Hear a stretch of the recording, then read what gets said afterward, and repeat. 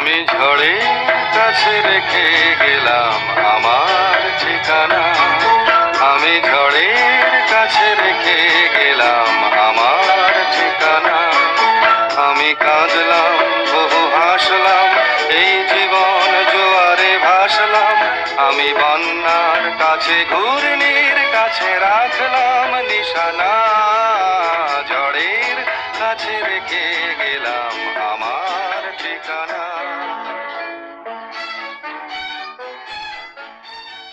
নমস্কার, স্যাস ক্রিয়েটরিসের পক্ষ থেকে আজকে আমরা সলিল চৌধুরীর শতবর্ষে ওনার গানের ব্যাপ্তিকে নিয়ে একটু সামান্য চর্চা করব।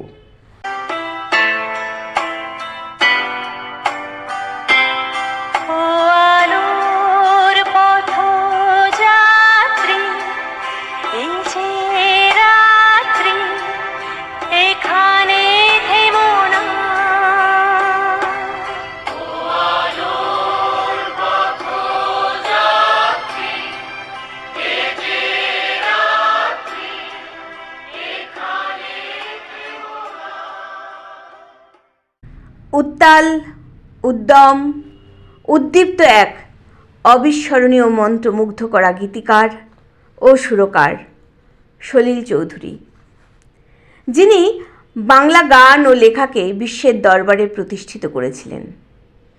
ভারতীয় এবং পাশ্চাত্য সঙ্গীতের সংমিশ্রণকে এক অন্য মাত্রায় নিয়ে গেছিলেন। আলো ভরা কালো চোখে কি মাধুরী গো, কি মাধুরী, মন চাহে যে ধরা দিতে, মন চাহে যে ধরা দিতে, তবু সে লাজে সরে যায়, মধুমালতি ডাকে। সলিল চৌধুরীর সঙ্গীত সব সময় নিজের ভাবনার তাগিদ থেকে তৈরি হয়েছিল, তা সে গ্রাম বাংলা থাকাকালীন হোক বা চা বাগানের শ্রমিকদের সঙ্গীত চর্চার মাধ্যমে। আসামের চা বাগানে জন্ম এবং শৈশবের কিছুটা সময় কাটানোর পর সেখানকার শ্রমিকদের গান তার সঙ্গীতের প্রতি অনুপ্রেরণা যোগান দিয়েছিল। ওনার বাবা ছিলেন একজন সঙ্গীত সাধক, যিনি পাশ্চাত্য সঙ্গীতে বিশেষভাবে রুচি রাখতেন। তাই সলিল চৌধুরী ছোটবেলা থেকেই ওয়েস্টার্ন ক্লাসিক্যাল মিউজিক যেমন বিথোভেন, মোৎজার্ট এদের সিম্ফনি শুনে বড় হয়েছেন।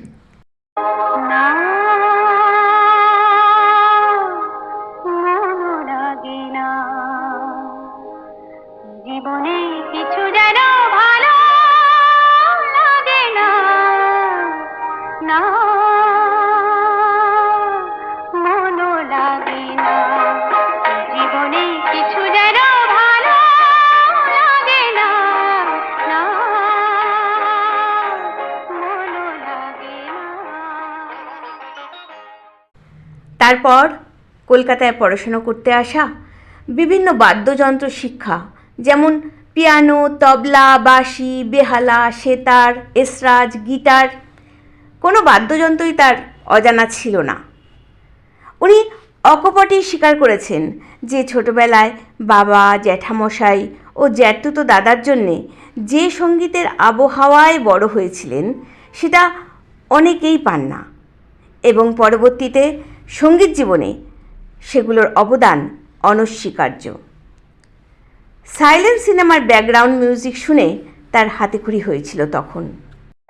আমায় প্রশ্ন করে নীল ধ্রুব তারায়, আর কতকাল আমি রব দিশাহারা, রব দিশাহারা।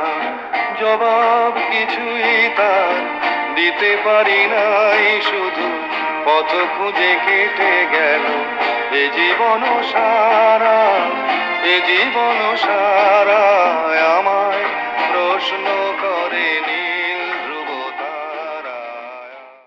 কিছু বছর কলকাতায় কাটিয়ে গ্রাম বাংলায় যখন গেলেন, তখন তাদের দুঃখ দুর্দশা দেখে তার সঙ্গীত জীবনে এক আমূল পরিবর্তন ঘটল।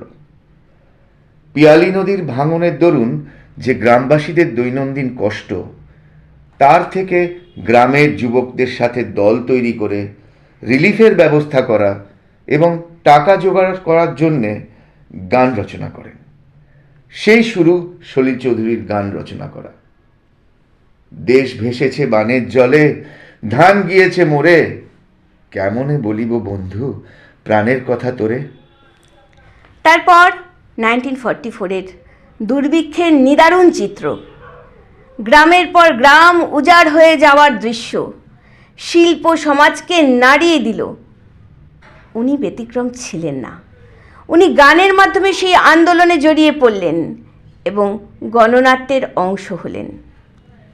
আজও গাঁয়ের বধূর সেই লেখা, আজও যদি তুমি দেখো ভাঙা কুঠিরের শাড়ি, যেন সেইখানেই কোনো গাঁয়ের বধূর আশা স্বপ্নের সমাধি।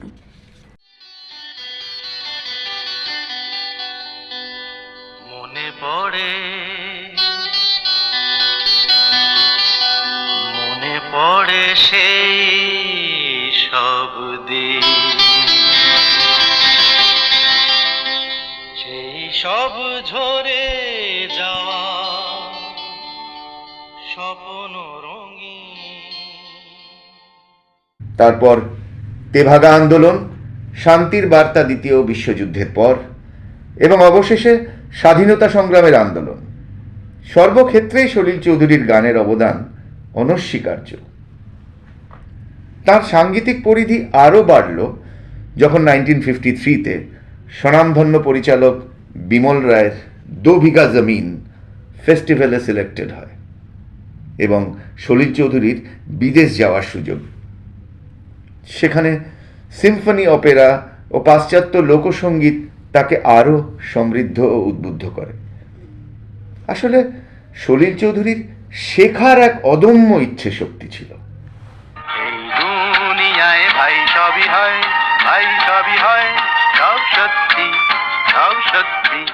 এই দুনিয়ায় ভাই সবই হয়, ভাই সবই হয়, সব সত্যি, সব সত্যি। ঘুরিয়ে দুনিয়ার লাট্টু ভগবান হারিয়ে চলেছি, ঘুরিয়ে দুনিয়ার লাট্টু ভগবান তুমি হারিয়ে চলেছি, সব সত্যি। এই দুনিয়ায় ভাই সবই হয়, ভাই সবই হয়, সব সত্যি, সব সত্যি। ওনার সবথেকে যে বড় গুণ ছিল, ওনার রচনায় কোনো ঘরানার সীমাবদ্ধতা ছিল না। আধুনিক গানের ক্ষেত্রে ওনার চিন্তাধারা ব্যক্ত করার তাগিদ থেকেই উনি বলতেন, গীতিকার আর সুরকার একজনই হওয়া প্রয়োজন। যখন সেটা আলাদা হয়ে গেছে, আধুনিক গানের মান নিম্নগামী হয়েছে এবং হতে বাধ্য।